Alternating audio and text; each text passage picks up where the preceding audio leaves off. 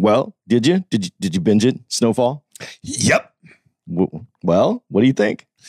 In my Denzel Washington Alonzo training day voice, ha ha, let's go, nigga, let's go. Spears and Steinberg. You know what the fuck it is? Aries and Andy, Jew and the Jerk. You know it's time to get this work. The real raw, gutter, uncut cocaine. No political corrections. Always sleep. Fuck being awoke. We discuss politics and jokes. Cry, we lit. There's levels to this shit. Before you was sucking on your mama's tit. Aries Spears don't give a fuck. We talk about race a lot, racism, Sexism. Much love to my loyal bitch bag holders.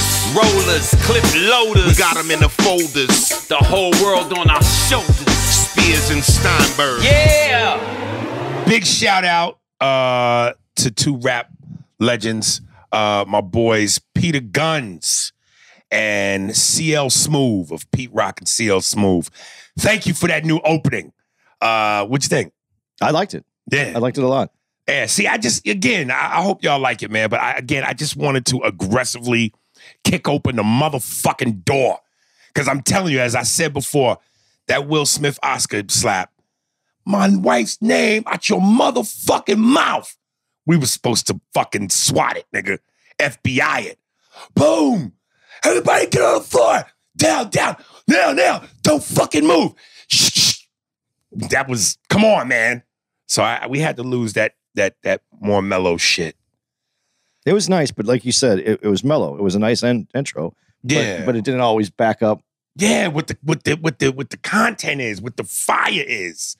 You know, we supposed to feel like hot Taco Bell with Tabasco sauce coming out of Louis Anderson's ass at 3 a.m. The booty rim is supposed to be hot because you can feel them queso cheese and the jalapenos and them spices burning through your butthole as it's coming out and you're on that toilet.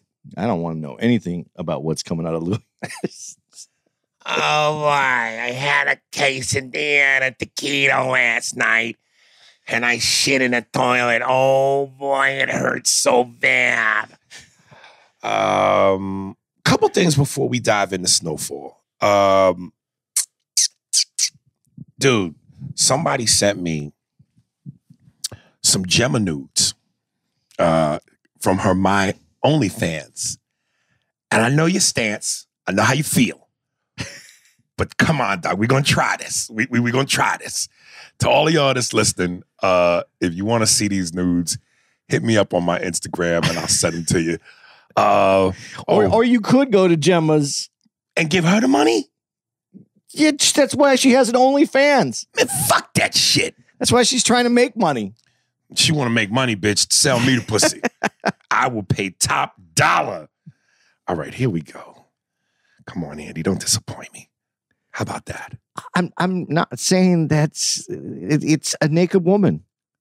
Just a naked woman. But look at that monkey, nigga. Look at that baboon. Hold up. Bow. Baby oiled. Nah. No? Nah. Definitely not. Oh my God. From the side profile, she's standing up in the tub and her thigh and ass game is, hold up. That one? I mean, that's cool because you don't see her body in it. That body's too big for me. I don't care what you say. It's too big. I don't want a girl that could look that much bigger than me. This is a picture of her from a Martin Scorsese angle, downward looking up. And she has like on a corset and nothing else. Clean shaven. That monkey paw. Look at that camel, nigga. Look at that camel toe, nigga. That is Saudi Arabia at its best. Dude, that's fine. And then I had someone send me a video of a girl that he said that wasn't a girl, nigga. That was Tracy Morgan. Diesel, nigga. Dude, thick is thick, and it was big. It's just too big. The one in the video is too big. Matter of fact, you should send that to Anthony. And at one point, Anthony should cut to that video. He could do that. Okay. You should send that to Anthony, seriously, and cut and have Anthony, as we're talking about this, like even take a little pause right now. Anthony, cut to the footage. Never would have made I'm stronger. I'm stronger. I'm stronger. I'm stronger. I'm stronger. Stronger. Stronger. That's a She-Hulk, nigga. That's Tracy Morgan Diesel, nigga. And that is too. You no, just it's like not. Gemma. No, stop. Yeah, man. Gemma still looks like a woman. That video you showed me looked like a dude. Incidentally, I was watching Tracy Morgan on The Breakfast Club. I think I told this to Godfrey. And he was talking about, I guess, comedian Rob Stapleton had some kind of beef with him. And Tracy, was real defensive. And I told Godfrey one time, I was like, I love Tracy, but that motherfucker sounds like a New York City drag queen. Yeah, Tracy. Yeah, I say that. Yeah. His mannerisms and drawl. Yeah, Tracy. Tracy. It's like the New York City drag queen, nigga. Did you ever watch his TV series, The Last OG? Nah. He was good in it, man. He was good. Tracy's a funny guy. It's really good. It fit into what there's Tracy just something does. real, like if you the New York diva drag queens, nigga. Honey, some shit, girl. He's got that. I just think it's funny because you do you've done it on here about eating elephant pussy. Yeah, when you eat the elephant pussy, you put your face in. That's how you eat the elephant pussy. But that sounds like you're making a parody joke about something that he would do. But he actually does that. He does that. Yeah, that's what I know. He did it at Cobb's. Yep, that's what's funny about it. Though. It's not a parody. That's actually what he does. So yeah, he's a different cat, man. Yeah. But speaking of comedy and comics, you actually caught bumping mics. Yes, loved it. Yeah, you were surprised. Thoroughly enjoyed it. Listen, I respect all comedians because we in the game. But I had a newfound love for how sharp Dave Attell can be in terms of it's called Bumpin' Mike Show. If y'all want to check it out on Netflix with Jeff Ross, comedian Jeff Ross, and Dave Attell. And they did like a little tour or something, but they ended their last stop where they recorded it at the Cellar in New York. I think it's 3 parts. And they just roasted each other, and they'll have guest comedians come up and roast them a little bit and roast the crowd. And I always knew Jeff Ross was good at that because he did all those Comedy Central roasts, but I had no idea Dave Attell was that goddamn sharp. I'm telling you. I wish I could remember. He had a couple of bangers in there where they were fucking hilarious. Dude, he's one of the quickest comics I've ever met in my whole life. And I'm telling you, he's forgotten more jokes than I'll ever write in my life. Dude is just, yeah. There was one joke, and they had Nikki Glazer, Amy Schumacher, Michael Che, Ken Jeong, Amy Schumer. I said Schumacher. Yeah. Amy Schumer, Ken Jeong. Ken Jeong, I thought did the best of the people that he brought up. I thought he hammed it up a little bit. Yeah. Gilbert Gottfried, Bob Saget. And they had Michael Che up, and there was one joke, or I thought was a missed opportunity, where Jeff Ross said the term namaste, which is associated with yoga. And when Michael Che was up there, I was like, damn, dog, you missed the opportunity to go, that word namaste, that's what a slave would say to his master after his master signed his freedom papers. Now pretend you're my master, Andy, and you just signed my freedom papers, and you go, hey, you're free to go, Aries. Aries, you can go. Namaste. So I thought the crowd would have ate that up. But yeah, it's a New York crowd. They might not have. No, they would have ate that up. Yeah. When niggas make fun of themselves in slave tents, white folks love that. All the good old days. I love that nigga when you did all the slave material. It was so great to see that you brought yourself home. Welcome home, nigga. Now get in that field and pick that goddamn cotton and warm up my bed, you fat black bitch. Yeah, they love that. They love to be reminded of the good old days. Anyway, so before we get into, let's talk a little bit of sports, man. Yo, your Phoenix Suns, man. You think they had the best record of the season, didn't they? Yep. You think they're gonna win the whole thing? If they can assert their will on the other teams, I'm telling you, I love how they play, but they're very. I don't know if people are going to get offended by how I say this. And when I say offended, I just mean sports fans. I'm not talking about really offense. The Phoenix Suns play an elegant game of basketball. Mm-hmm. You know what I mean? It's almost like watching, and I mean this wholeheartedly because a lot of basketball players have taken ballet lessons because it teaches you how to spin, moves, keep your balance, do that kind of stuff. It's very elegant. It's very like there's an art to a good team basketball. Right. But then there's also that thing, and this is that Kobe Bryant, this is that Michael Jordan thing that we talk about, asserting your will over your opposing team. And last year, it was their first year to get to the finals. And when it came time to assert your will, the Bucks did it to Phoenix because they had been there. They knew what was at stake, and they knew how to. But also, wasn't Paul hurt? No, not when they got to the finals. But Paul had already run. Paul had. He was beat up. It was the end of the season. He wasn't well rested. All that aside, you have to have that gear. There's that extra gear, I think, in basketball where you just go, no, I'm winning this. I'm not going to let you do this to me.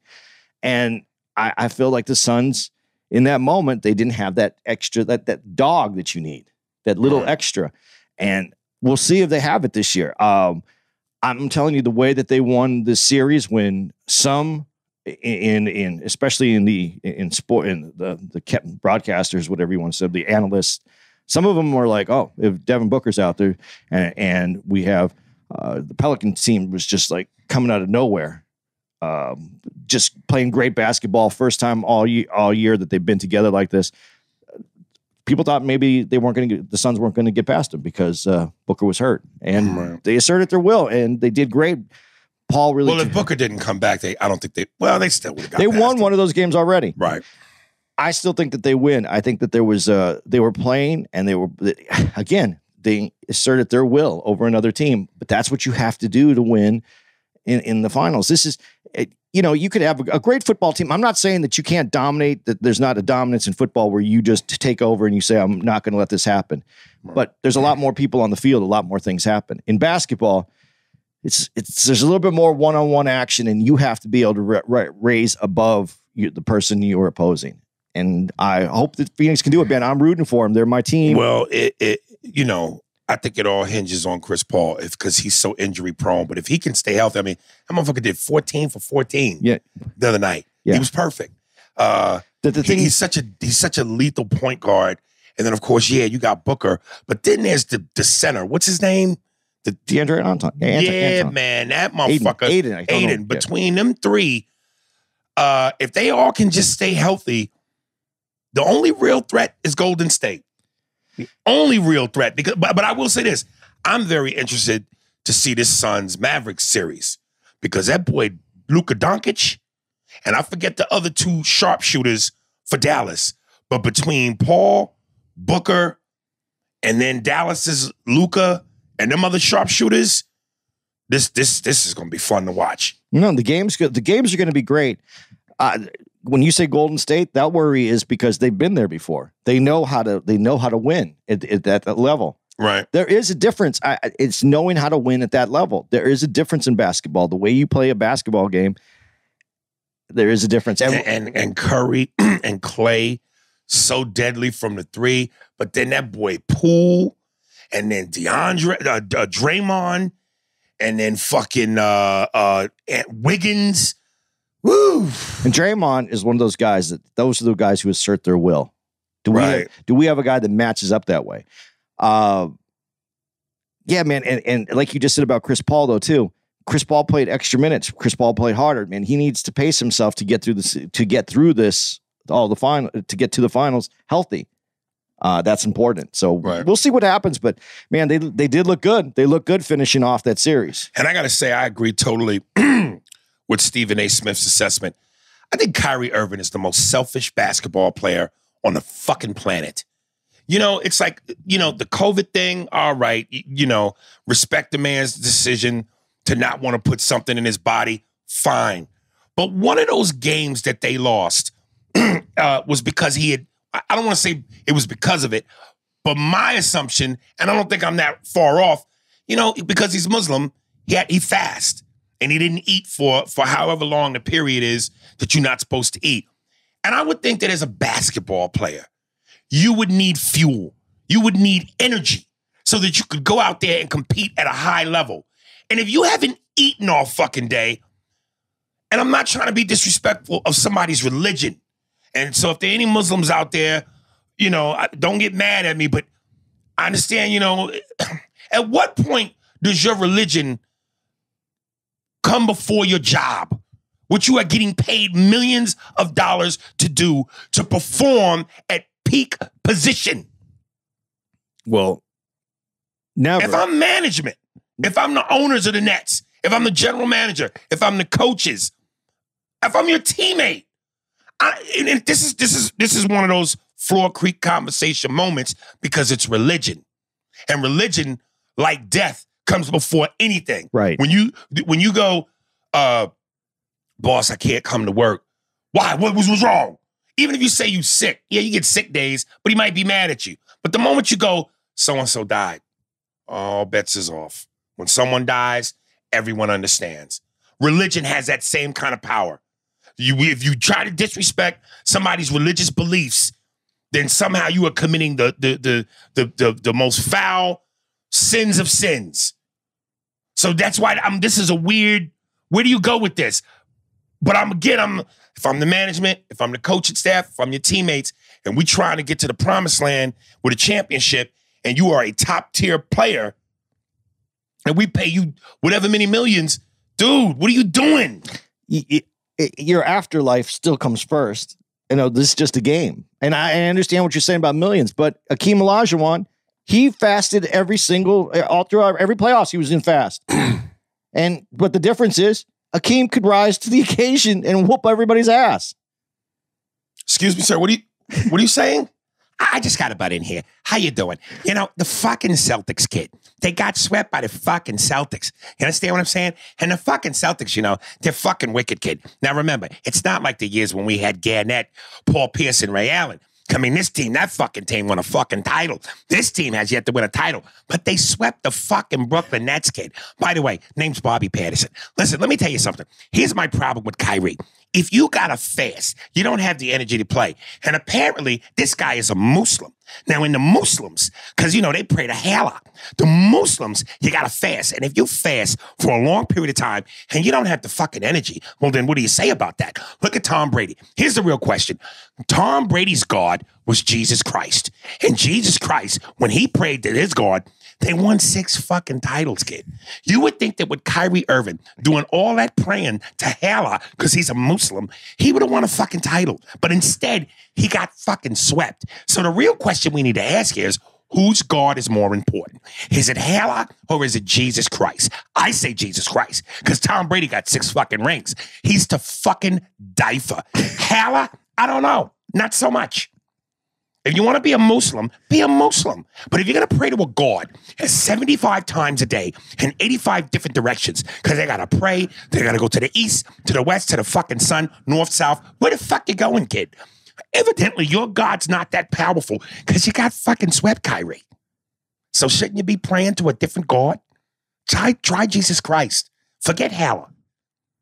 Jesus is the fucking die for. I got to go.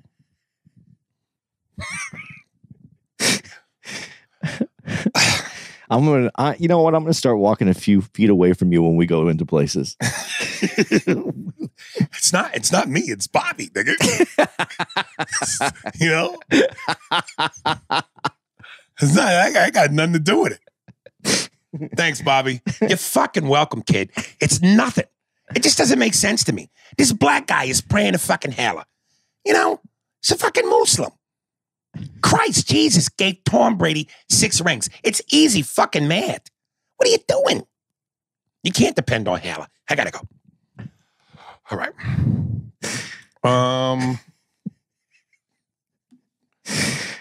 You like that, Allah?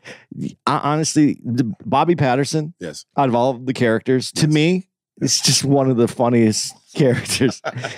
Because you could really say anything you want with Bobby. Bobby can say whatever he wants. He's a little dumb, but he's stuck in his Bostonness. Yeah. And he just says it off the top of his head. And Bobby Patterson. I think I might have met that guy though several times. Yeah, if you go to Boston, he's at every bar. He's at every fucking bar, especially during the sports seasons. Yeah, I'm pretty sure I've met Bobby Patterson. Yeah. Okay. And then just so you know, folks, because I know somebody wrote in and said it'd be great if we could let them know about what we're going to talk about before it happens so they get a chance to watch it. So here's the good news for me. We're going to talk about Snowfall, but then they just dropped the second half of Ozark. So we're in Pittsburgh next week, so I'm going to download that and so I have some shit to watch on the plane. But I think there's one more Sunday left, and I'm not going to wait till then, but Winning Time, the Lakers. I'm going to binge watch that when I get home tomorrow. And I think next Sunday will be the final episode for the season, but I'll fucking wait. If I leave one chip in the bag, it's okay. I know what the chips taste like. But so I'll be prepared to talk about Winning Time if you want to talk about that next week. And then Ozark somewhere down the road. I gotta say this, and I was wanting to hold it until we talk about Winning Time. But I just gotta say this. You know, I was watching one episode. The dude they got playing Dr. J angers me. That casting, let me tell you something. Dr. J was a smooth, charismatic,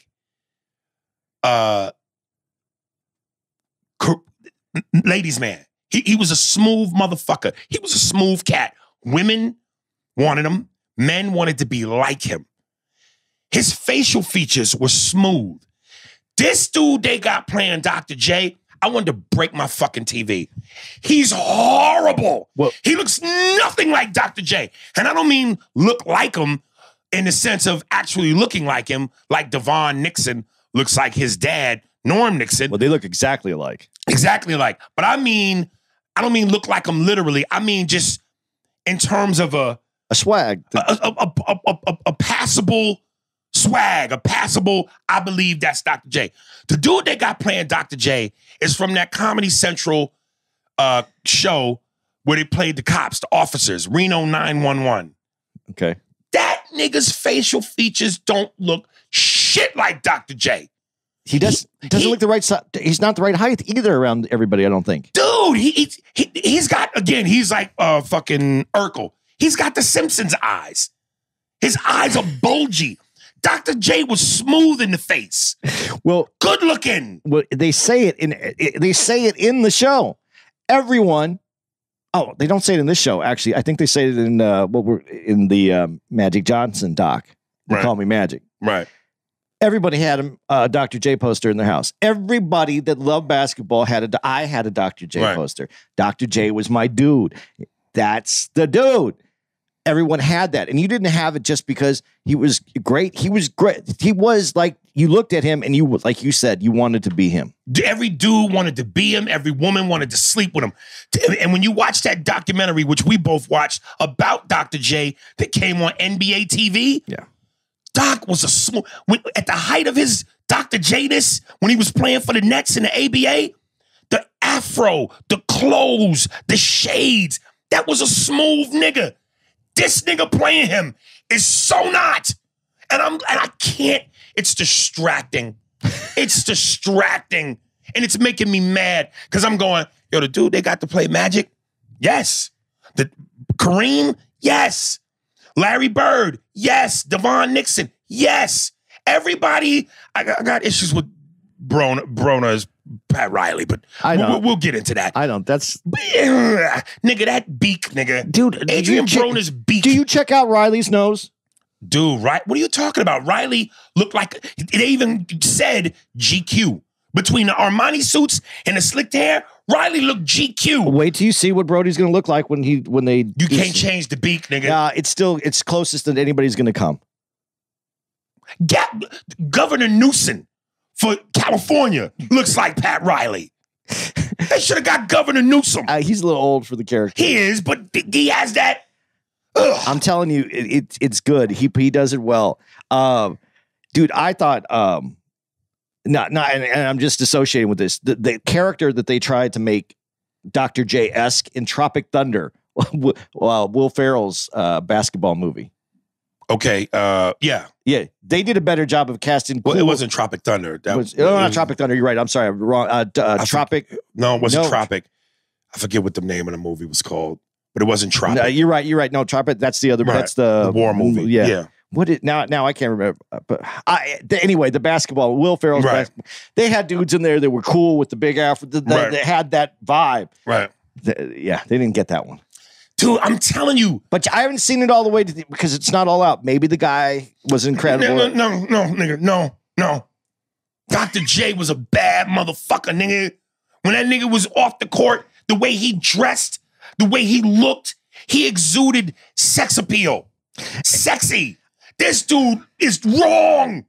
And I hope as this comes back around, and because there's all these docs and these shows that we're doing about basketball and about that time period, that Dr. J gets some more credit for basketball because he is the dude that changed basketball from the white dude basketball to bringing some of the Rucker Park some of the flair into style. Yeah. To the NBA. So I hope he gets some.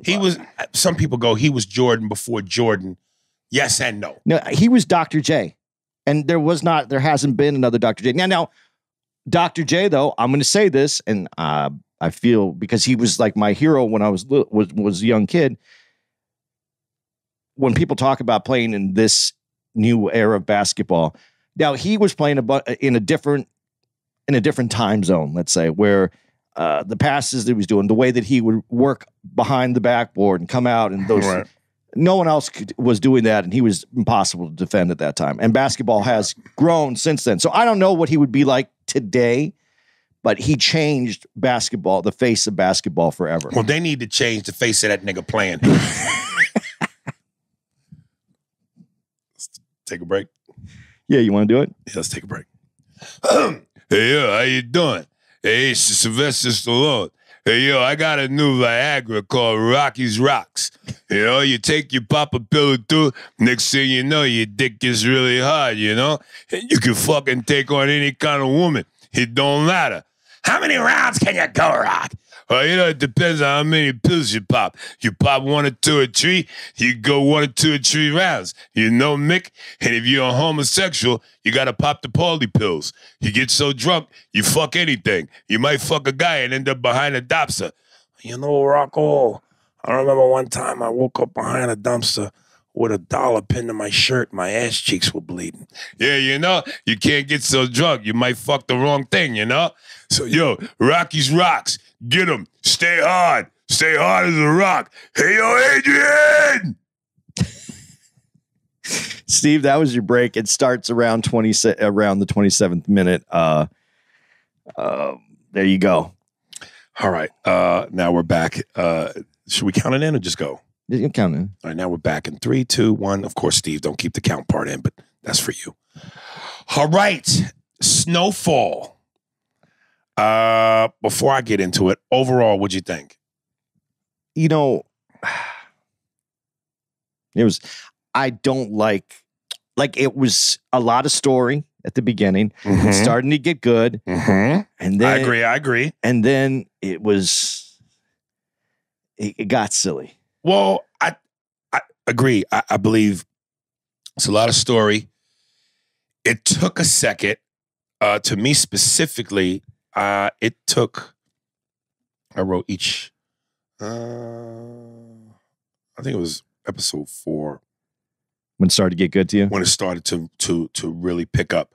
It got silly in the middle. One thing, I won't say it got silly.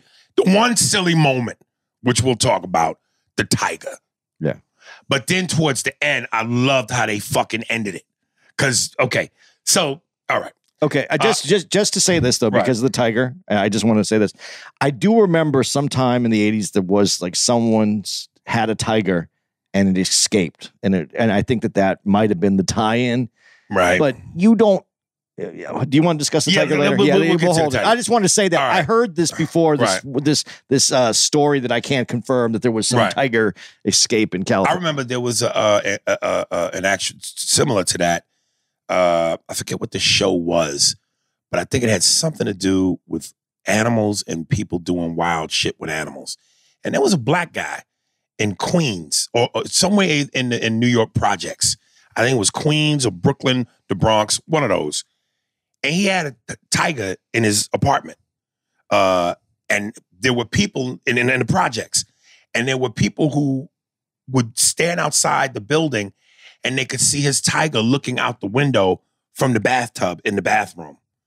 And that's how he eventually got reported. But this nigga had a full-grown tiger in his apartment in the fucking projects. So it happens. But to what you just said, and no, you know what? I'll say that. Let's put that right there. All right. Let's move into that, and we'll come back to the tiger's face out of the bathroom looking out. Okay. There you go. And you know, when we talk about the Dr. J thing, talking about distracting, looks to the distracting.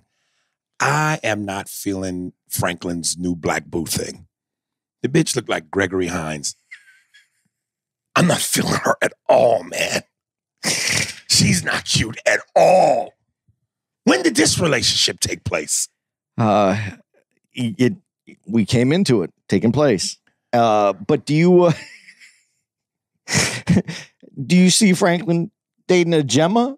Is that what you want, Franklin? No, I thought some of the girls he had, was fucking with before this one was kind of fly. The one who was trying to betray him, I can't remember these niggas' name. Man Boy, the one and they killed Man Boy in her crib. Yeah. And of course, the one that turned out to be a dope fiend. I thought she was cute. This one just got that Gregory Hines eyes and nose combination. Yeah.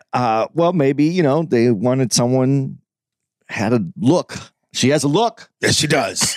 And nothing. And I was so expecting because this show has been such a juggernaut from jump. I was really rubbing my palms together like, oh shit, Snowfall. Nothing jumped out at me in the first episode. No, well, they're setting everything up, man. They take a long time to get into the story. And they generally this do. season. But this season seemed exceptionally long to get into. I never thought any of the other seasons I thought all the other seasons from the jump like a starter pistol, pa, and they was off running. It's always been a lot of story, but the beginning story when Teddy's coming back. I mean, speaking of which, but go ahead. I think that there was a lot. There could have been a lot more right there to get the story really moving, to really get to see how, what, you don't really understand Teddy. Like he's doing this. I want more of why is it he's pro-American? Is he pro-power? Is he pro-cocaine? What is it that is driving this motherfucker?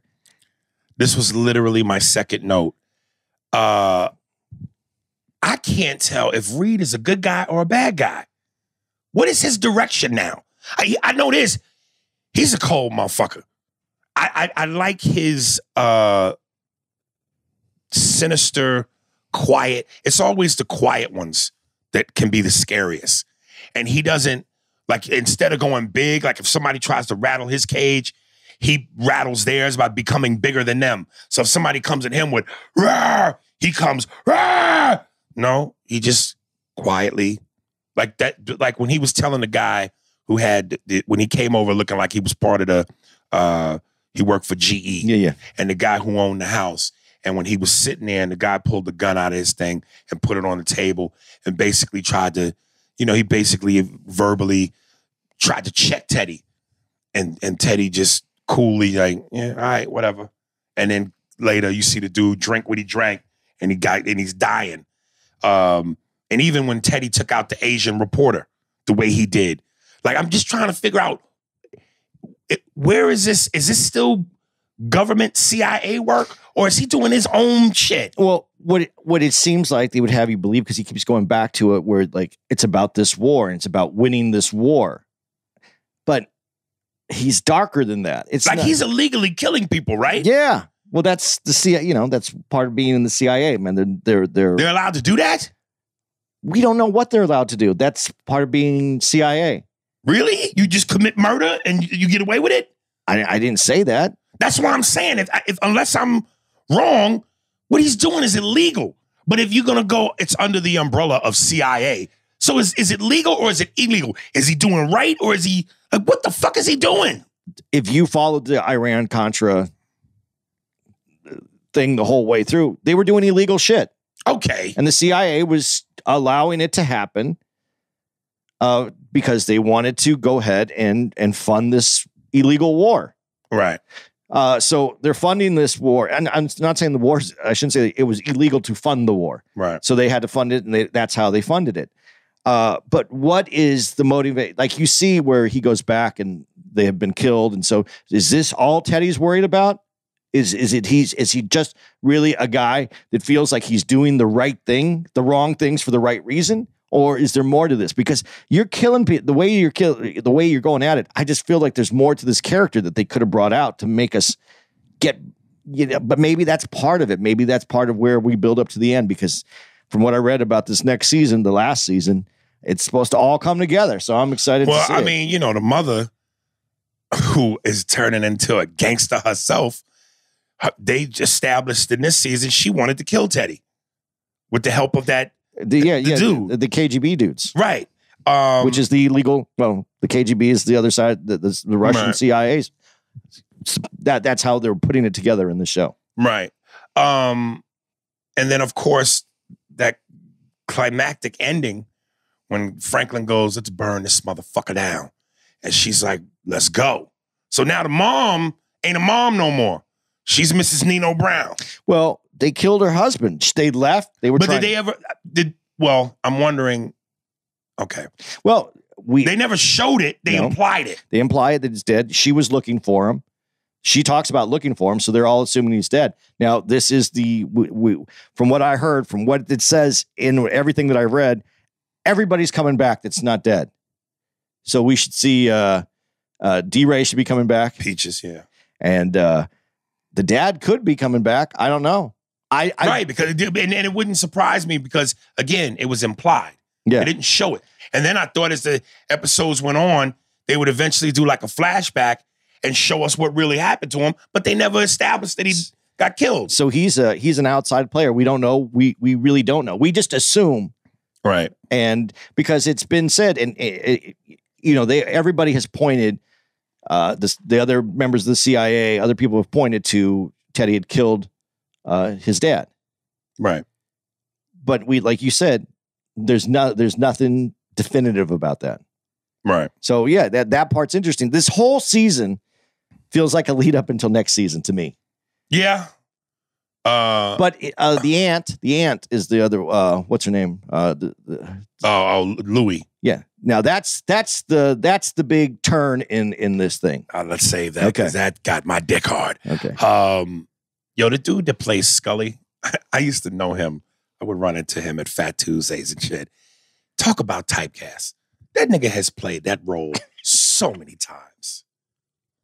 And he plays that. That's that real LA, almost like how Bostonians have the accent. Go to the patty, the cat, fucking Gannett. That core. Hey, homie, nigga, my core. Them niggas want to do cuz. He plays that LA. That is that true LA fucking standing straight, arms like you got wings, fists touching each other. Your toes are at 10 o'clock and 2 o'clock with your legs closed. Hey, cuz, them niggas want to do cuz. Get out the core. Fucking homie, nigga. Scully, what was some of his shit? He just, I don't know. Cool dude. But he plays that role to death. Well, he plays it like you just said. He plays it on point, so that's why he gets used for it. Right. The part where Scully's slicing the nigga ear with the katana sword, and they had the niggas butt naked on the crates. I'm going, and this is maybe to some of y'all, if there's any of y'all that listen to this podcast that's from the LA area, who have LA history, is that real? Or is that just some dramatized for TV shit? I mean, what nigga, if you in a gang, are niggas slicing they boys with katana blades, their ears, and having niggas stand butt naked on crates? Does that really happen? That's what I'm saying. I'm black, but I'm not that black. Where the fuck does that happen? What gangs let niggas go, yo, my boss sliced my ear with a katana blade and I'm still with it? I'm just wondering how much is dramatization for TV? Because that seems so ridiculous to me. I don't know. You white. No idea at all. None. And what I was talking about was that face-off at the end of episode 3 between Franklin, Louis, and Jerome at the gas station with the music swelling. I said, nah, that guy. Anytime they let, what's that nigga's real name? Idris something. Anytime they let him do real heavy pieces where he gets loud or he gets passionate, that nigga kills it. Like when he told Damson Idris. When he told his Leon, hey man, you fucking up business because you don't like the way a nigga talk. Anytime when Franklin turns it up, yeah, that shit gets good, man. So I kind of felt like they started rolling by the end of episode 3. But again, it's all story. It hasn't. I mean, there's some action. I'm not going to say there's not action, but not like the other seasons. Like this is just. I really just think this is all building up to the big story that they want to tell at the end. Right. And look, as much, and I think we've done a pretty good job of not talking about race. We haven't talked about race really heavily in a while. And again, we know that we get into that, but we also want to make sure we give you other things. But I have to bring this up because we've seen this and heard this so many times in movies, TV, and in real life documentaries. When Leon was so upset that he went to the Israeli dude, I forget what his character's name is. Yeah, I forgot his name too. And was like, nigga, we want bazookas. We want to wage war on the police. And of course, Sissy, Franklin's mother, was saying what every black person says when that happens. If you do that, if you kill one of them, they're going to kill 50 of us. And the question to me goes, and again, I'm not saying would ever validate waging war on the cops. But if the point is not made, y'all can't keep fucking with us like this. By means of serious bloodshed, why would the cops stop? If they just know that they can do it and there's no consequences or no repercussions, why would they stop? It's like an abusive partner. If he know he can get away with it, he gonna keep doing it. And of course, yes, sensibly, every black person with common sense is gonna tell you, don't do that. You wage war on the police, you basically signing our own death warrant. You're not gonna win that fight. So you shouldn't do it. But if you don't do it, why would they stop? They have no reason to stop. If I know I can slap you and you ain't gonna slap me back, I'm gonna keep slapping you. Yeah, but they can't slap back. They can slap back. I mean, well, that's what Sissy said. There's other ways. Yeah, because, well. And again, those ways never feel as satisfying or the results don't seem to be what they should be. They always feel like attempts that fail. Well, you got to go, if you go back to this time period and we go real life, not TV, that's when the police started meeting with leaders of certain gangs. So there was, because of the power that's in there, just the numbers, right, it brought it to the table. I'm not saying it's fixed by any means. That wasn't what I was saying. But the conversation ended up happening, and that kind of changed some of the direction. Obviously, it's changed some of the direction because things have changed. Right. But I understand to your other point. But what she was saying is kind of highlighting what had changed as LA moved on, and there was a difference. There was a difference. I don't know. I don't live there, so I'm not going to say I know what the difference is. Right. But you could see the difference in in the community, and there's a lot of other things that before we get into the Magic Johnson documentary, then you'll see business and money and people coming into it. So yeah, if there's a war going on between the police and the community, no one's not that this is the most important thing, but no one's going to put money into the community. There's going to be less jobs. There's going to be more hardship. So, but after this, you see what's happened at this time period. This though, as good as this series is, if we ever wanted to really have a podcast and break down what this time period did to LA and the crack epidemic and did into Newark, New Jersey. I mean, that's a Jersey City. That's a serious podcast. When you talk about the CIA doing things, right, legal or illegal, it's a serious podcast. It could get we can go back in the racial side real quick. This is a TV show, so I've stayed away from it. But if you want it, we want to go into that. That's a whole other issue, and that's calculated, and it's a calculated issue, and that's a bigger problem. Right. Yeah. Good. It just as a white guy, you could feel whatever you feel about it, but it ain't gonna touch you the way it's gonna touch me. And so many times I just look at those moments where in the heat of a tragedy or a moment when black folks go, man, I'm tired of this shit. Tired of taking this shit. Man, fuck the police. And in the heat of that anger, it's understandable that you want to do what's necessary to make them niggas bag up and get the fuck up off you. But at the same time, it feels like with anything else, once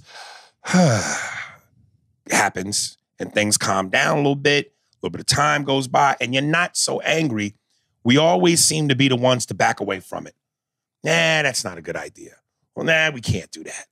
And it just makes, to me, it feels like we're pussies to a degree. Like we're always laying down. We're always backing off. We're always surrendering. We're always going, we can't, we shouldn't. And it just makes, to me, it makes us feel like we're weak. Well, again, this is a white guy talking. That isn't every black person's reality, is what was happening in LA. Number one. Number two, when that did happen in LA. It was never my reality. But what I'm saying is, I understand you feel that. I feel it. Right. But that's one part. When you talk about the police, and let's stay with LA because we're looking at LA through this. What happens when there's finally enough and there's an uprising? What happens? The police back up. And they let niggas destroy their neighborhoods. And who makes the money? Right. I'm just saying that's why when Sissy says it, there's another way. Right. Okay.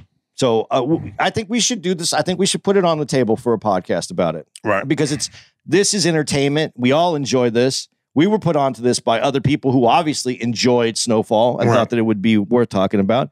But we could talk about the reality of what Snowfall is, because there is a reality to it. This is the TV show. We know that because there's a tiger running loose in LA. But we could do the other side too, and we could talk about the realities of what Snowfall represents in the real community. Right. Okay. I love that line from the lady who stitched up Teddy when she was explaining to him that a coworker, her fellow nurse, got HIV like on some freak accident. And she said, can you imagine getting HIV without the fun? Yeah. What a great fucking quote, nigga. It's like, if you're going to get it, nigga, at least have some fun. Yeah, Teddy went to the right house to get fixed up. Right. You know? Right. He showed up and he was like, oh, this works out. Right. What did you think about that scene, though? Him on the floor, him getting shot, and him, here's the other one, and him driving away. Because he talks about that in there. Right. He said, I'm sorry, I was shot. Because I thought, when he first got into the car, I thought he was going to take the car and back up into the van. Right. Well, he crashed into it, didn't he? Or was it them? I think it was them. Okay. Yeah, it was them. Right. He just took off. Right. I thought he would back up into it, and then those guys had guns, so when they hit the van, they would be able to hit them. Right.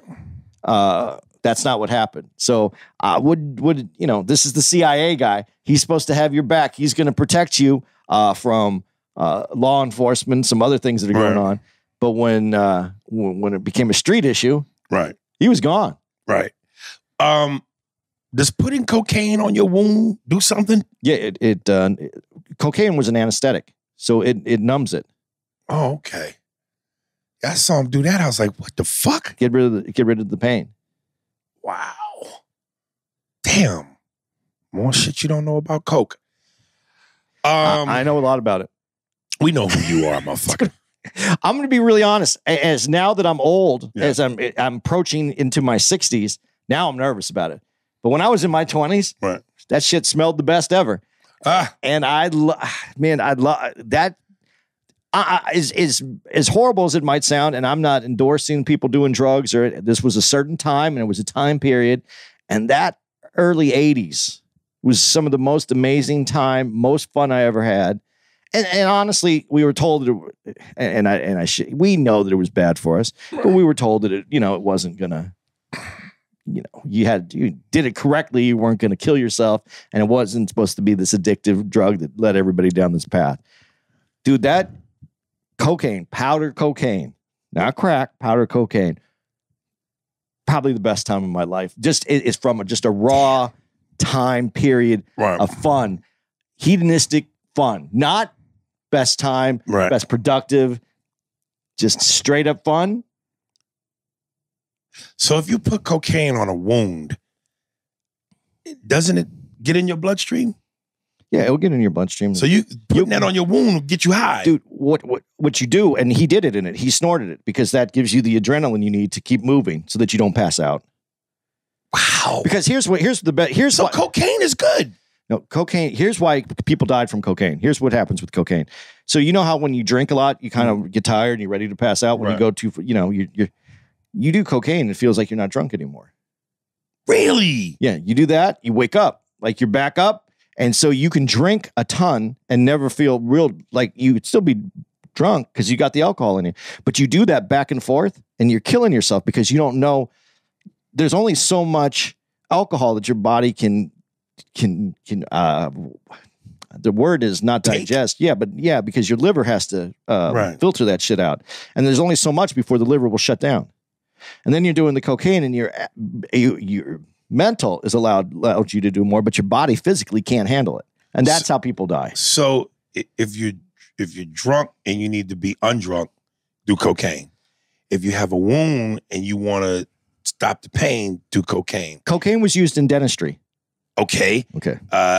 Coca-Cola used to have cocaine in it. No, they didn't have cocaine. They used cocoa leaves for the process. Right. So yes, it did have the residual for the cocaine, but it wasn't processed yet. It was the leaves. Okay, and you said cocaine in dentistry. Yeah, that's what they used to use to anesthetize is the right word, so that you wouldn't feel the pain. Or if you had like a toothache, you could rub a little bit of cocaine on it and it would get rid of the pain. And if you feel like you've fallen asleep and you're driving, which could be deadly, cocaine will wake you up. Yeah, it'll wake you up and make you high. So, but kids, cocaine's good. Cocaine, it's okay. Unfortunately, the cocaine that's out now is cut with tons of different stuff in it, especially right now. And I'm saying this only because you said that as a jokingly, but there has, even in our comedy community, there's been issues with some people just doing a little bit of coke, thinking they're having fun on a Friday night, and there was fentanyl in it, and people have died. So, yeah, it's not necessarily just the cocaine; it's what's in the cocaine that's going to definitely kill you. So, if as a participant today, and knowing how much fun I had, someone said, hey, we had some cool, it's one night. I wouldn't touch it because I don't know what's in it. Right. Okay, the fucking tiger. I thought this was the most ridiculous shit I've ever seen. So listen, okay, let's just say some guy could have a tiger in his fucking crib in a cage. Fine. The whole time when the Mexicans had Gustav, I don't know if it's Gustav or Gustav, well, the Mexican nigga, and Franklin tied up in the chairs with the duct tape. And they talking about, yo, tell us where this money is. So Franklin takes the one guy and leaves Gustav. Now, you want me to believe that this tiger was somewhere in the vicinity, loose out the cage.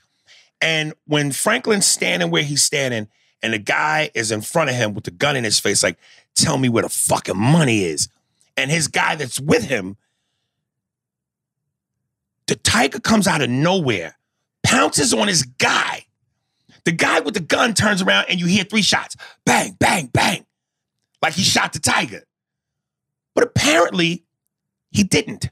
Because later, we see, and even before that, so they show dude turn around, shoot at the tiger, pow, pow, pow. Franklin does the TV movie cliche, I'm gonna hit you over the head with my bare hands, which apparently knocks you out, and gets the gun to go to get the Mexican dude that's sitting in the car waiting to tell him get the fuck up out the car so he can go back and team up with his uncle, Jerome, and some other nigga to go rescue Gustav. So you mean to tell me the dude shot the tiger 3 times, we would assume the tiger's dead, but apparently he's not, because later we see the tiger. So he shoots the tiger's not dead, Jerome knocks him out, grabs the guy's gun. Where's the tiger in that moment? Why is the tiger not attacking Franklin? Like think about this. The tiger pounces on the dude's boy, takes him down. The dude with the gun turns around, 3 shots. Pow, pow, pow.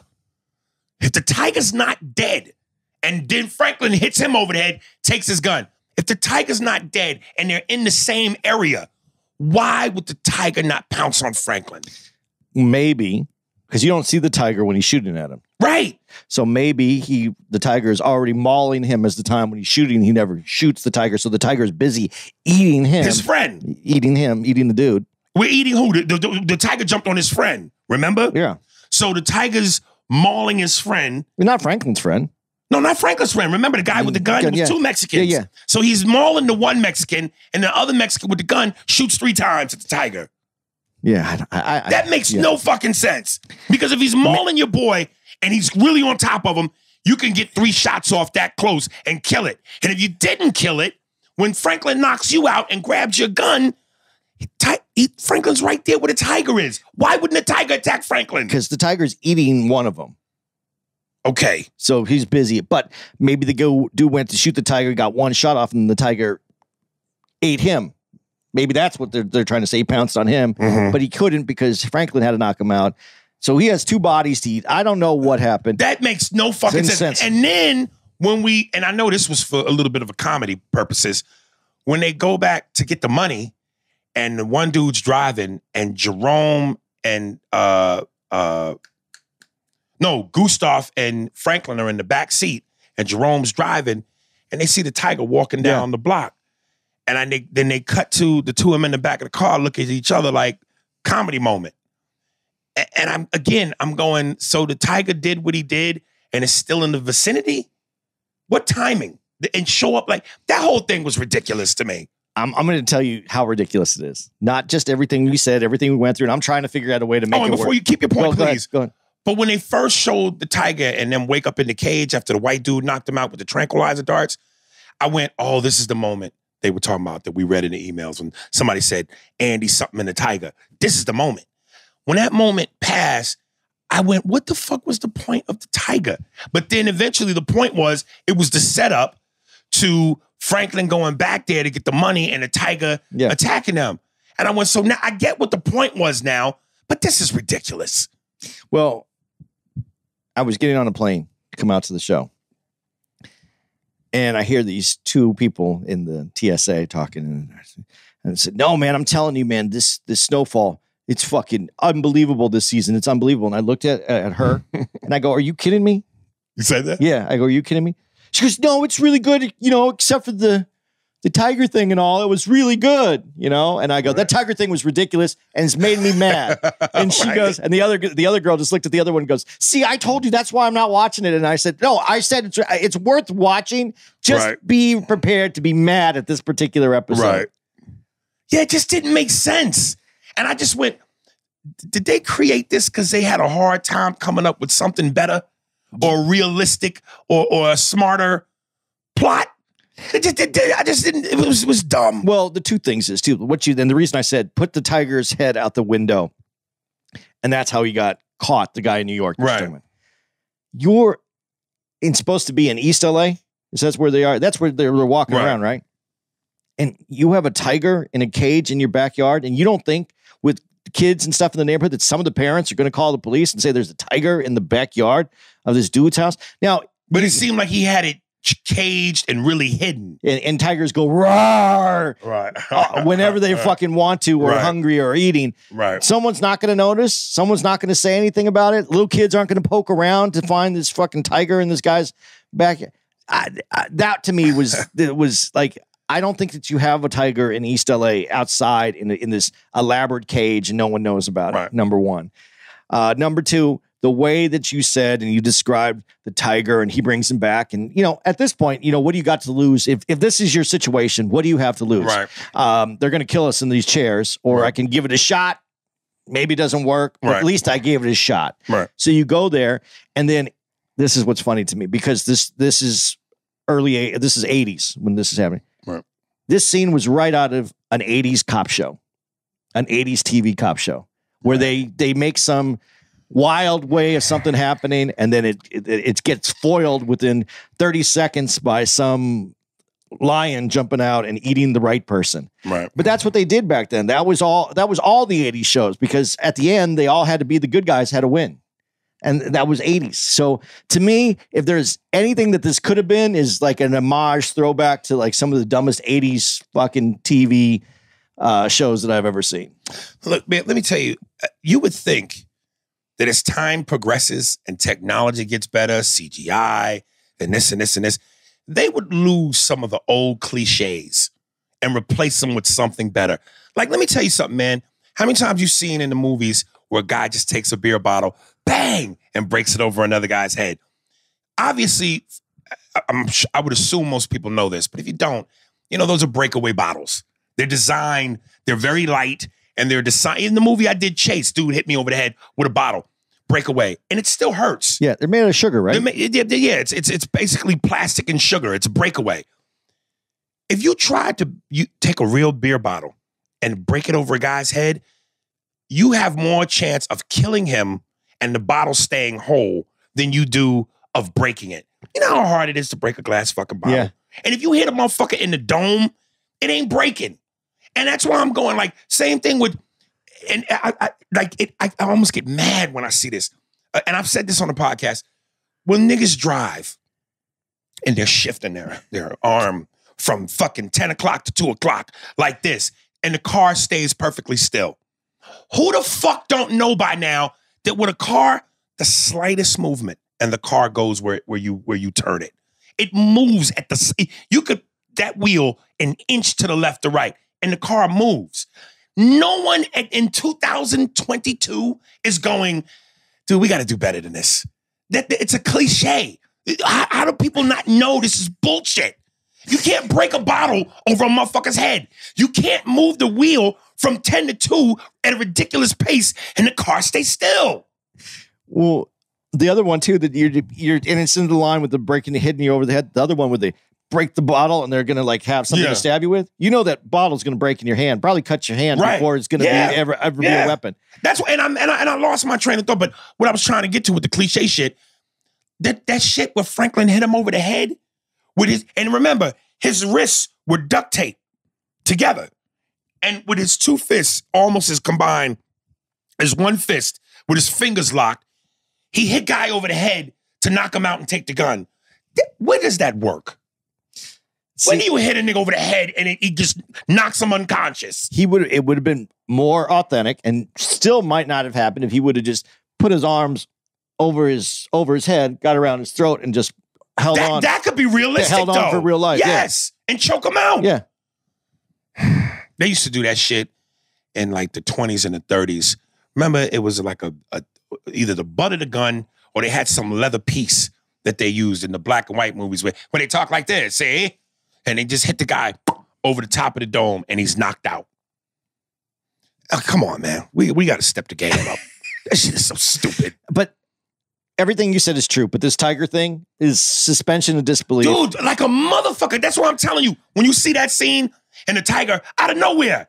And listen, tigers, if you keep your back to them, and lions, you might not hear them unless they stepping on crunchy shit to make noise, because they're very, in the predator way, that's how they sneak up on their prey quietly. But okay, I'll give you that. Wow! He jumped on his man and took his man out the frame. Dude turned immediately. Pa, pa, pa. Okay, so he hit the tiger 3 times and the tiger's dead, but apparently he didn't. And that's when 3 shots and then Franklin knocks him out. Okay, now he's knocked out. So you got a live tiger, you got a dude knocked out with a hit over the head with 2 fists. Franklin takes the gun and the tiger don't attack Franklin, yo.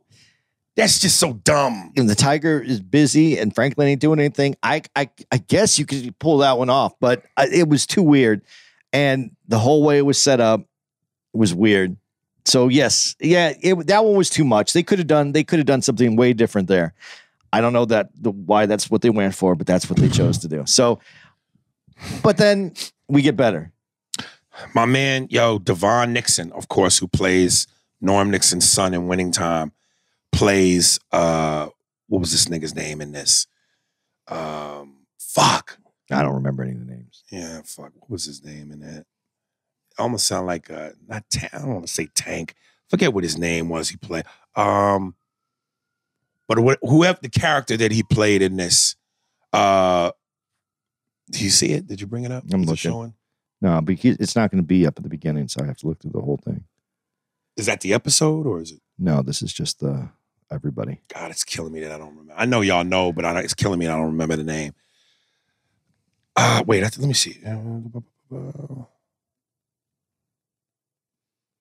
God, it's killing me. You know what we could do while we look this up? What? Go to a commercial. You pausing it? Well, you want to pause? You got one? I don't really have one. Do you? No, we'll mix it.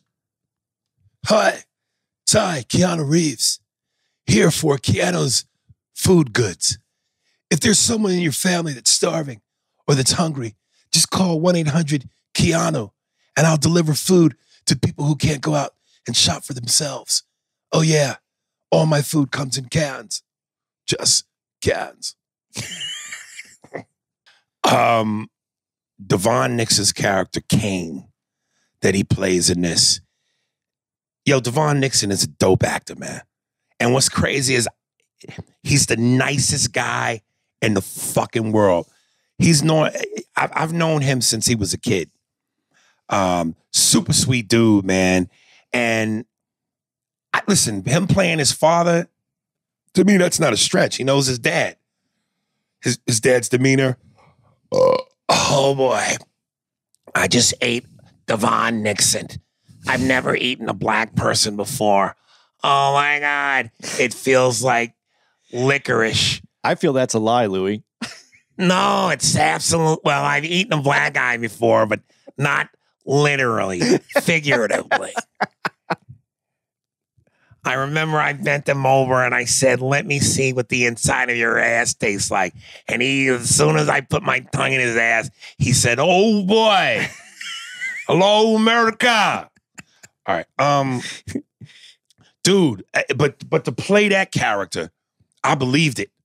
To play a thug, hardcore character, Devon killed that shit, man. Dude, his wig, though, in Winning Time. Right. It gets off sometimes. It's not always. The wigs in Winning Time are not always on point. Are you sure he's wearing a wig? I think so. Or the way that they, picked it out or whatever they did. Listen, well, look, if there's some white people in the fucking hair department, yeah, that explains that. Because some niggas will make his shit look the way it's supposed to look. Dude, what's really funny is last night when you were on stage, you called out a dude. Black guy, yeah, with the white girl. And I swear that nigga's rug. I swear to God, I was looking at it when I was on stage. And I know you know because your son is a barber. And plus, I'm still looking for that episode where we were in Ohio and you called me out for my hair looking fucked up. I can't find that episode, dude. It was the funniest shit because I was like, you motherfucker, black hair. It looked like a big bar of soap when you use it and it starts to make a weird shape. Right. That's what was on top of his head. It Yeah, was this yeah, weird. yeah. You called it a pound cake, which was very close. Yeah. But it was all grown out on the sides, and it was weird shaped on the top. Yeah. But yeah, man, I love Devon Nixon. Kudos to that brother because he's killing that part. You know, this is a different. When you were coming up through acting and getting parts, were you allowed to be on this many things at one time? He's on a series with Winning Time, and then he's doing this. Maybe it's all different times, and you could if you were a regular on something, mm-hmm. you could do a guest appearance on other shit, but you couldn't be a regular in two things at once because contractually that would have been an issue, and everything shoots around the same time, so you couldn't have done that. Just another quick, same cliche, that moment where Louis and Franklin met at night and they squared off, and he basically told Louis whatever he told her. She said something to Franklin, ended it with, "I'ma kill you." But he put the gun in Louis' face, and of course the dirty cop come up behind Franklin and put the gun to his head. No one heard this nigga walk up. That's another movie cliche where it's just like, that's one of those moments of dun, dun, dun, dun. Like, gun, gun, dun, dun, dun, dun. And I'm saying such a, again, cliche shit. If you're so focused though and you're amped up and you're looking at someone, do you hear everything going on around you? I would think you could hear a motherfucker walking up on you. Yeah, I'm just saying. I know that when I've been in a fight before, and I'm so focused on the person I'm fighting, that I don't hear anything else going on except the fight. Right. So I've never had a gun. Well, that's not true. Of course it's not. Who are you?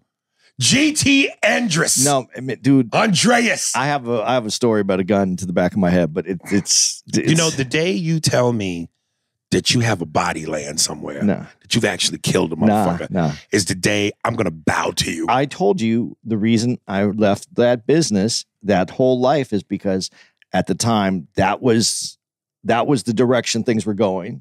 And I had to make a decision whether or not I was willing to go that far. And if you're not willing to go that far, you need to get the fuck out. And so I got the fuck out. All right. That part, without a doubt. But no, there's interesting things that happen to people when they're going through life. It doesn't all have to be around drugs or something. Sometimes you find yourself in the wrong place. All right.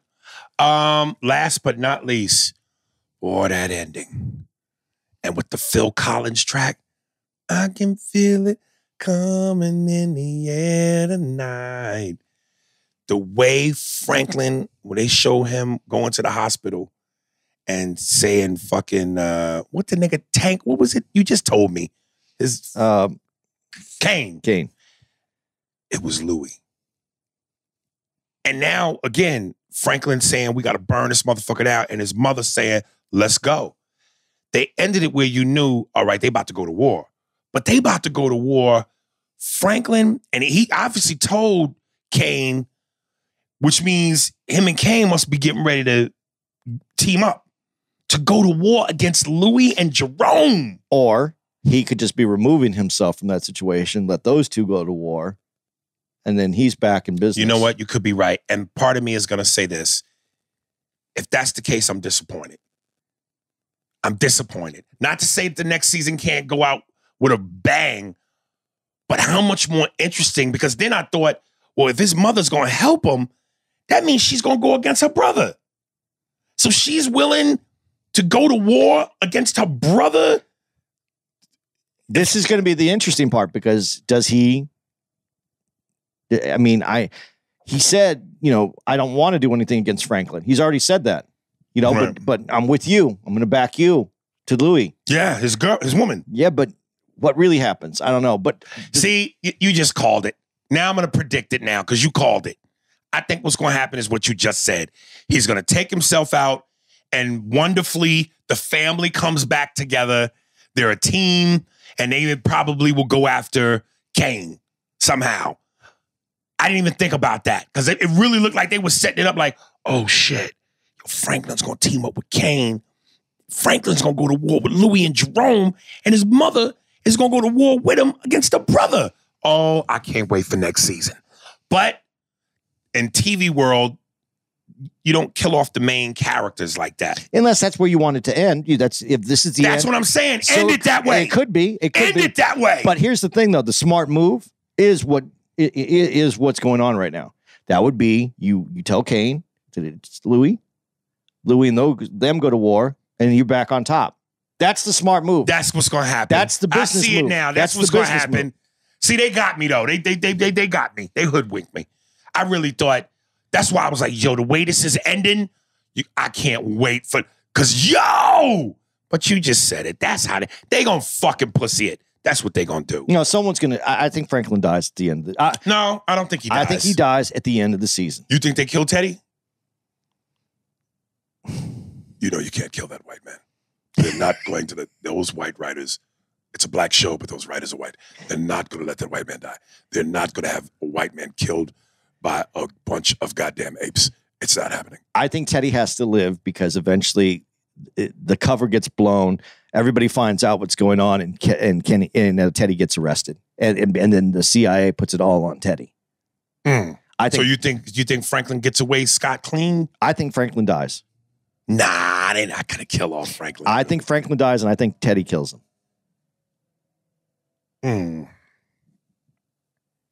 Nah, son. What do y'all think? Fuck that. Here's what I think happens. I think the way it ends is Teddy kills, what's the aunt's name again? I forgot her name again. Louis. And when she's trying to kill Franklin, and so Franklin thinks Teddy is on his side, and Teddy is just cleaning up everything, killing everybody. And I think at the end, he kills him, and then he gets arrested, and they blame it all on him for trying to do this cocaine business, and they put it all on him, ex-CIA.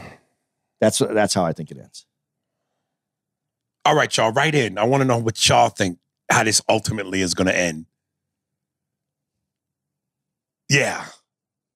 I can't wait, dude. That ending had me like, yo! My big question is... And that's why I binge watch. Because I don't want to watch an episode, and if it ends like that, and it's like episode 2 of a season, I got to wait next week. Then I don't like that shit. I have to see the next one now. I have to watch it when it's available. I don't want you to pull your panties down in increments. Pull the whole shit off. I want to know what D-Ray, Peaches... There's something coming up with that. That's too big. He took all that money. Right. He has apparently he's supposed to have this heroin problem. Right. That's a character that I want to see what happens. Because they've underplayed him the whole way through. Yeah. But he's been integral in the whole way. I should call up D-Ray and go, nigga, what happens to you? So that is a storyline that I'm waiting to come back in. And then the other part is who's going to kill who. I definitely know that Franklin is going to pull himself away so that he can let that war happen. But how does it finish? I think it finishes the way you said it, except for the death part. I think he pulls him. I swear to God, I can't believe I didn't see that. I went for what they served me. Instead of going, wait a minute, let me check. Is this motherfucker cooked? That's because I'm a fan of The Godfather. And you know what it is? It's just business. Or as Franklin would say, it's just business. Yeah. Yeah. All right, there it is. Dude. Yes. That's how we should do our commercials. What? We got to take a break. It's just business. It's just business. I like that. Because you don't like the way a nigga talk. It's just business. That should be before every one of our commercials. I like that. All right. Wait, we going to break? Yeah, it ain't personal. It's just business. That's fucking smooth. See?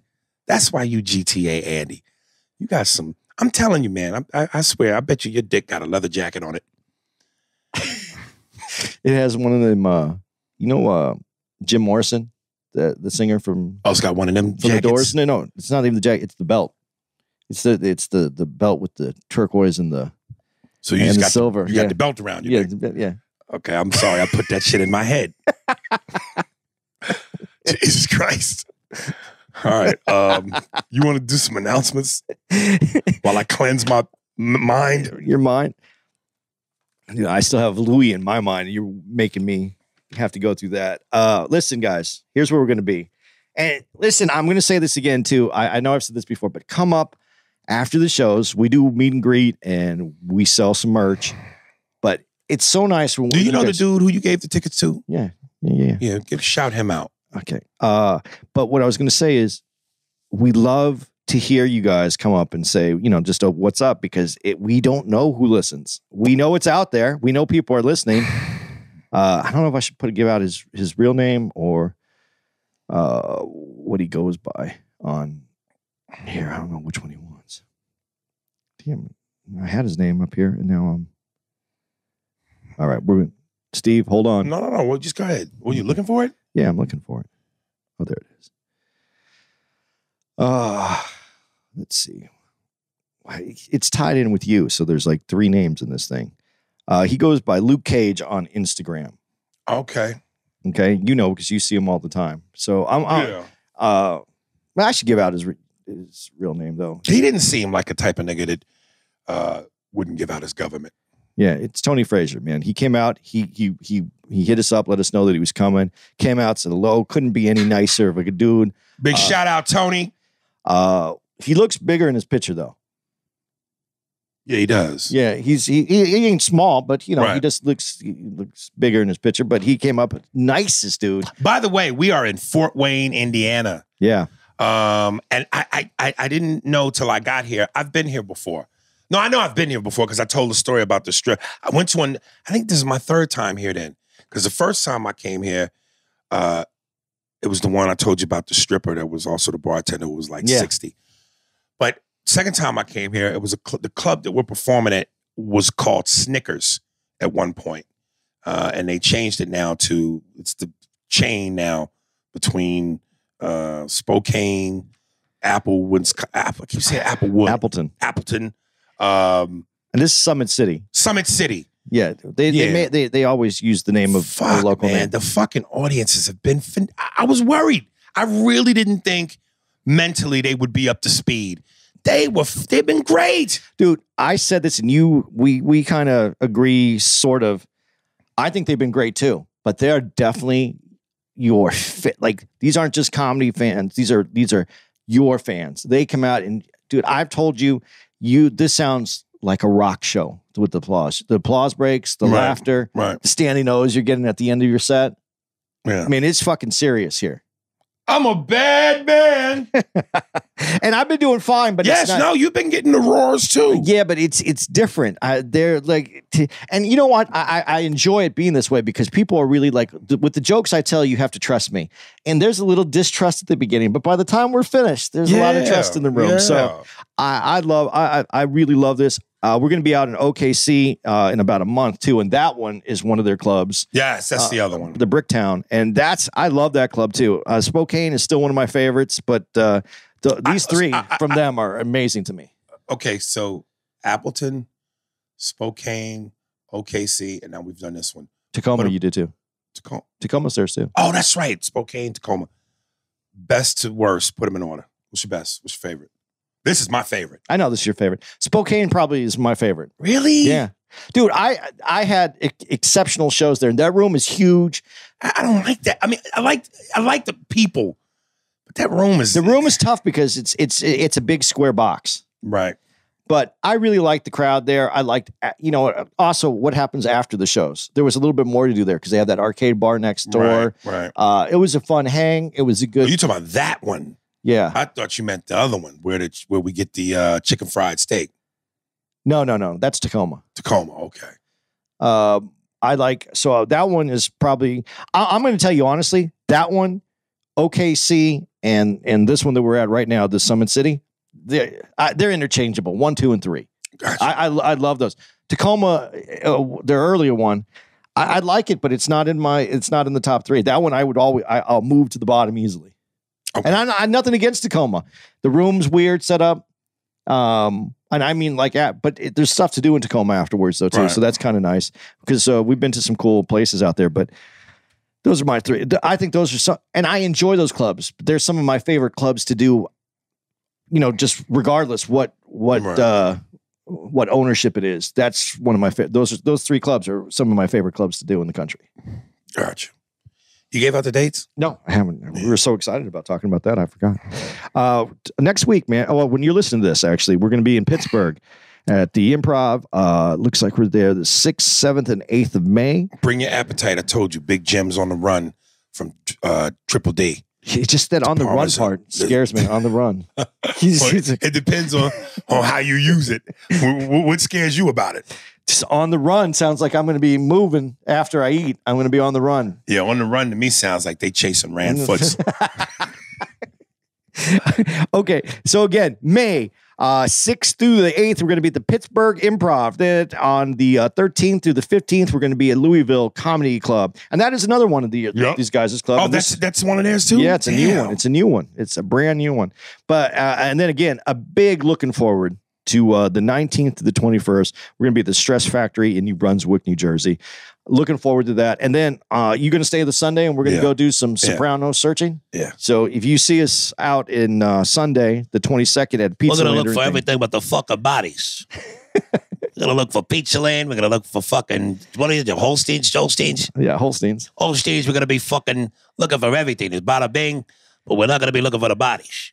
Where is the bada bing? Is it, have you? I don't even know. I don't even know if that one, I could be real. Like I told you, the Park Store wasn't real. That was a facade that they built off of what's condos now. The address is, you can find it, but it's condos. So, but does it still look like, no? Damn. And I think that's why in the movie it looked differently. They filmed it from a different angle. Wow.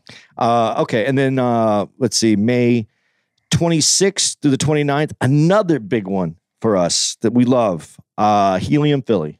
Hey, yo, gotta go to Pat's, Gino's Steakhouse, Ishkabibbles. And then I'm going to give out two more dates because I like them because we're at this club again. This is another one of these guys' clubs. OKC. That's Bricktown, and that's one of our favorites.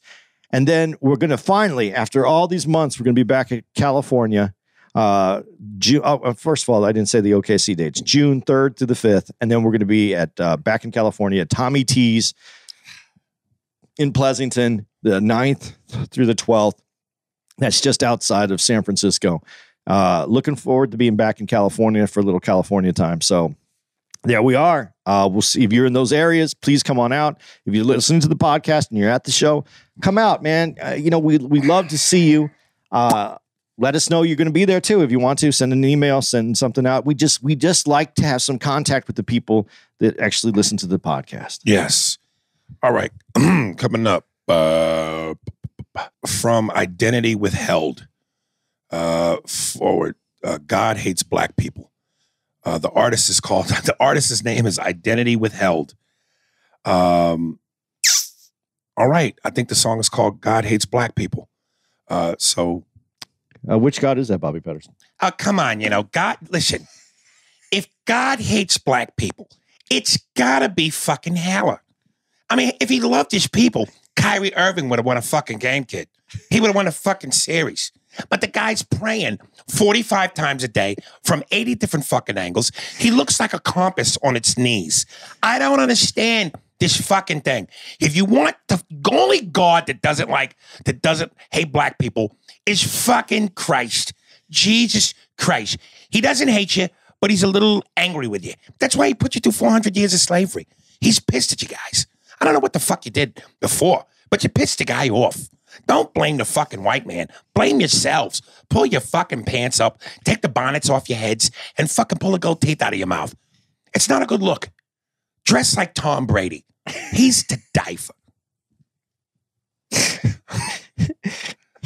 Do you think Bobby Patterson has like the Last Supper, and it's not Jesus Christ's face, it's Tom Brady's? Let me tell you something. Not only is it that, the fucking picture, it's Tom Brady as Jesus, and all the disciples are Tom Brady.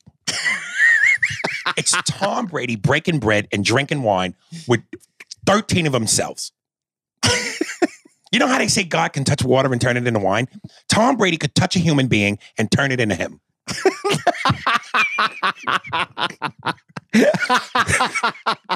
That's how fucking great Tom Brady is, kid. That's his blessing. His blessing is to make the world all him. There's 7 billion people on the planet, kid. Can you imagine 7 billion Tom Bradys? Oh, my God. It's fucking to die for. All right. That was a good setup. That was a great alley-oop, dude.